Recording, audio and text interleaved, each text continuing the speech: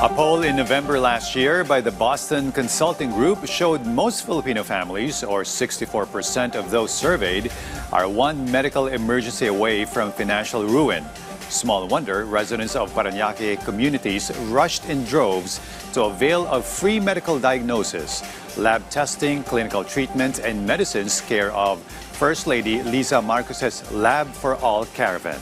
Not surprising is most of those who turn up were women, the elderly, single parents, and mothers with children in tow, as our Denise Osorio details in this report.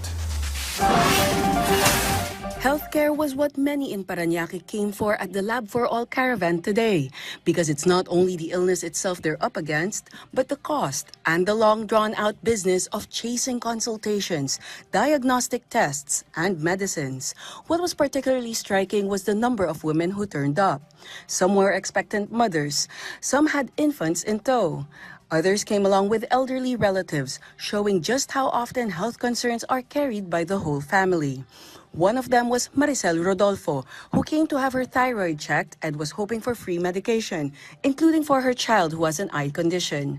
She said any help for healthcare costs goes a long way, especially with 5 children to raise. Oo naman, sobrang laki, lalo pag laboratory. Kasi mahal ang laboratory sa labas eh. Maricel also thanked First Lady Liza Araneta Marcos and the administration for extending support to Filipinos who are finding it hardest to make ends meet. Another beneficiary, Jolly Badion, who is due to give birth on March 20, said the government's reach feels noticeably broader now than it used to be, simply because far more people can be assisted in a single day. Swerte kasi wala to dati. Kung meron man hindi totaling malakihan, maliit lang. Bara-barangay lang. Ito kasi pang maramihan na kalahatan na ng mga barangay. With a setup like this, the first step becomes far more straightforward, so potential problems can be picked up early before they worsen. The First Lady also underscored the importance of caring for mothers and their babies, noting that the earliest months and years are critical to a child's healthy development. I see many pregnant women and babies here today. So as you know, we have this new program, the first 1,000 days. Kasi yung mga nanay, dapat alagaan yung mga anak nila from the time they're conceived until the first 1,000 days so that they're malusog. But for many residents, healthcare doesn't begin and end with one visit. There are follow-up consultations, repeat prescriptions, and tests that still need to be arranged, often involving more queuing, more travel, and expenses. That is why the Department of Trade and Industry is also part of Lab for All, because when families have steadier livelihoods, it becomes easier to keep up with treatment and proper nutrition at home. DTI Secretary Cristina Roque said there are programs designed to help women start and grow small businesses. We have the Women-Led Business Fund.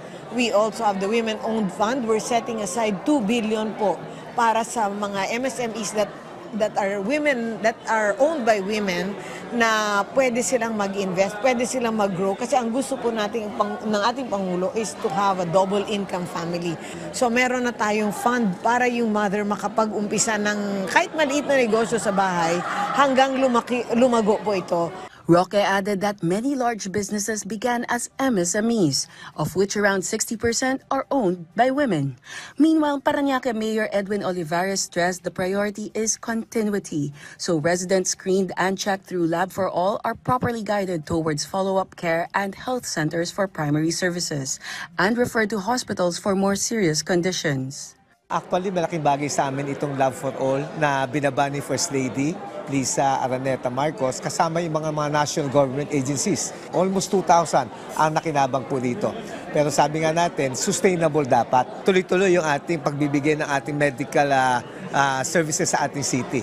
He added that prevention remains central. Hence, vaccinations for children and senior citizens are available free of charge at the city's health centers.